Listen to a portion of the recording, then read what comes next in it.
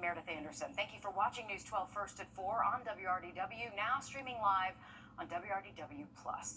The owners of a local Chick-fil-A are apologizing today to a Clover, South Carolina police department after one officer says he experienced racial discrimination. Tina Terry spoke to officers about the experience. I was kind of humiliated and embarrassed, at the whole situation, because it seemed like it was a racial issue to me.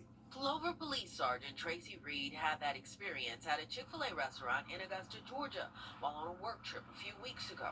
He and 3 other CPD officers, all of them white, went into the restaurant for breakfast. We all came into the restaurant together, we rode together, came in the restaurant together, all had the same uniform on, stood in line together.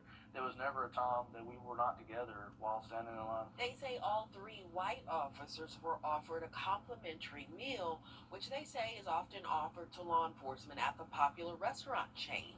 But when Sergeant Reed got to the register, he had to pay.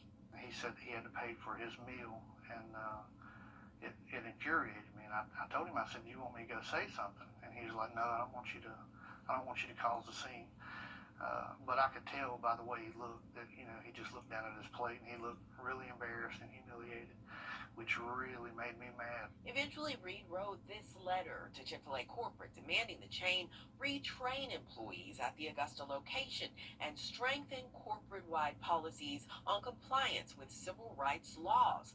But Reed and the other officers were not satisfied with the response from the Augusta store manager, which included 2 cards for free meals. They said that it was perceived that we were embarrassed or that it was a racial incident, which I didn't like, because I know it wasn't perceived. It actually happened. He's not the only one who perceived it. We all perceived it that way, and it's not even perception, it's what happened.